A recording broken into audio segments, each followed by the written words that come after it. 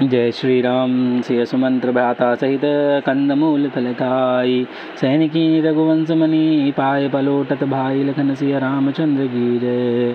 सीता जी सुमंत्र जी और भाई लक्ष्मण जी सहित कंदमूल फल खाकर रघुल मणि श्री रामचंद्र जी लेट गए। भाई लक्ष्मण जी उनके पैर दबाने लगे। उठे लखन प्रभु सोवत जानी कही सची वही सोवन मृदवानी कछुक दूर सजीबान सरासन जगन जागन लगे बैठ बीरासन।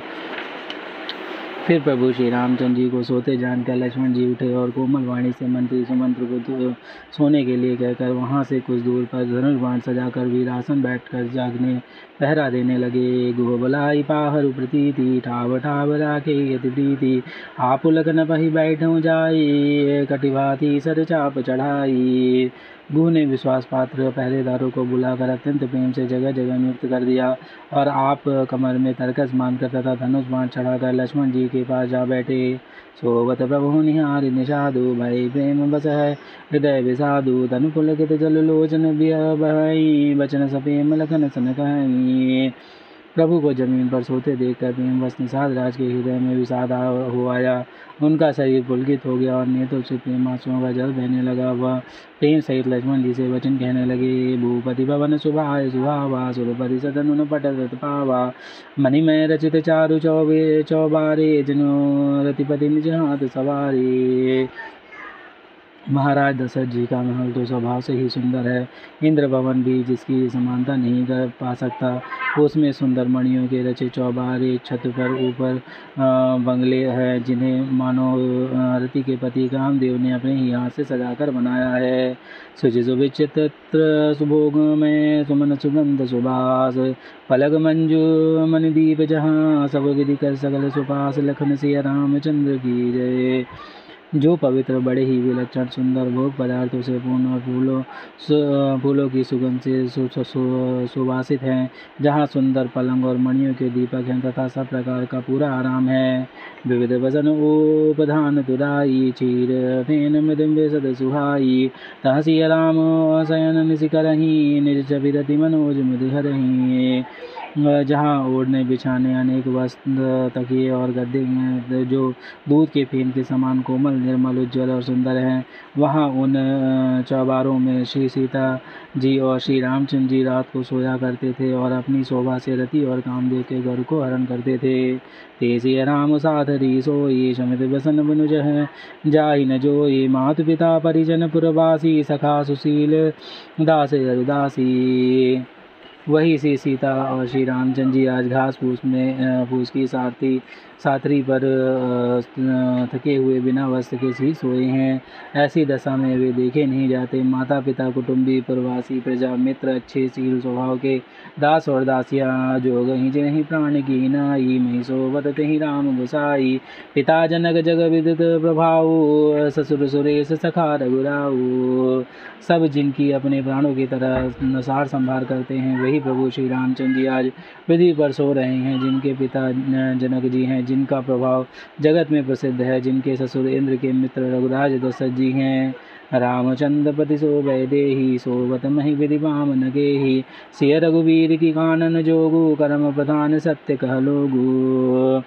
और पति श्री रामचंद्र जी हैं, वही जानकी जी आज जमीन पर सो रही हैं। विधाता किसके प्रतिकूल नहीं होता। सीता जी और श्री रामचंद्र जी क्या बन के योग्य हैं। लोग सच कहते हैं कि कर्म भाग्य ही प्रधान है।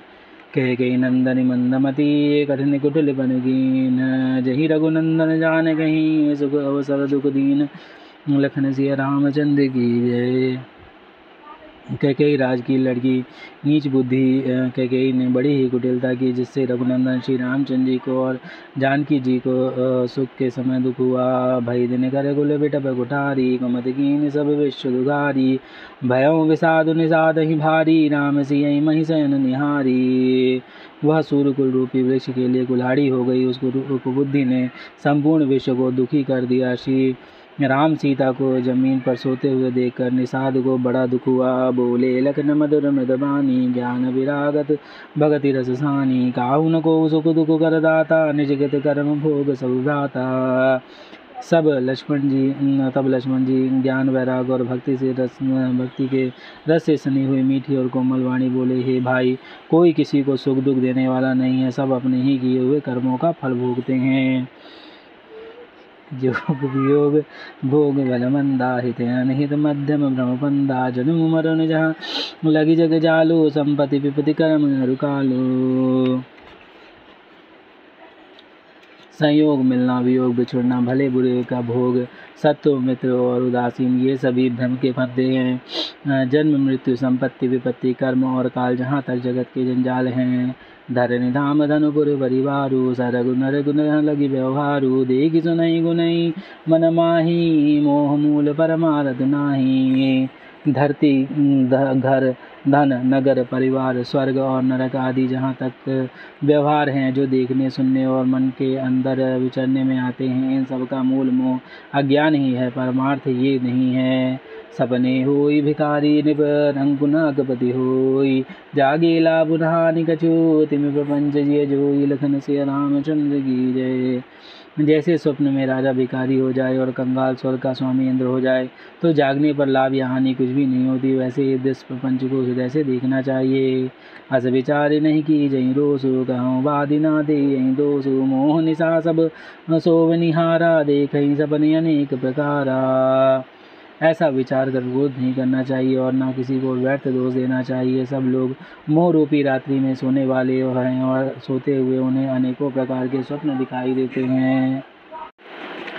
यही जग जामिनी जागहि जोगी, परमारति प्रपंच वियोगी, जानहि तबहि जीव जग जागा, जो सब विषय विलास विरागा। इस जगत रूपी रात्रि में योगी लोग जागते हैं, जो परमार्थी और प्रपंच मायिक जगत से छूटे हुए हैं। जगत में जीवों को जगा हुआ तभी जानना चाहिए जब संपूर्ण भोग विलास को से वैराग्य हो जाए। होई विवेक मोह भ्रम भागा, तब रघुनाथ चरण अनुरागा, सखा परम परमार्थ एहु, मन क्रम वचन राम पद नेहु। विवेक होने पर मोह रूपी भ्रम भाग जाता है, तब अज्ञान का नाश होने पर श्री रघुनाथ जी के चरणों में प्रेम होता है। हे सखा, मन वचन और कर्म से श्री रामचंद्र जी के चरणों में प्रेम होना, यही सर्वश्रेष्ठ परमार्थ पुरुषार्थ है। राम ब्रह्म परमार्थ रूपा, अभिगत अलग अनादि अनूपा, सकल विकार रहित गत भेदा, कहि नित नीति निरूप ही वेदा। श्री रामचंद्र जी परमास्वरूप परम वस्तु पर ब्रह्म है। वे अविगत, जानने में न आने वाले, अलग स्थूल दृष्टि से देखने में न आने वाले, अनादि आदि रहित, अनुपम उपमा रहित, सब विकारों से रहित और भेद शून्य है। वेद जिनका नित्य नेति नेति कहकर निरूपण करते हैं। भगत भूमि भू सुरभि सुरहित लागी कृपाल, करत चरित धरि मन जुतनु, सुनत मिटहि जग जाल, लखन सिया रामचंद्र की जय। वही कृपाल श्री रामचंद्र जी भक्त, भूमि, ब्राह्मण, गौर, देवताओं के हित के लिए मनुष्य शरीर धारण करके लीलाएं करते हैं, जिनके सुनने से जगत के जंजाल मिट जाते हैं। मास पारायण 15 शाम सियावर रामचंद्र की जय। सखा समझियस परिहरि मोहु, सिय रघुबीर चरण रत हो, कहत राम गुण भाव सारा, जागे जग मंगल सुखदारा।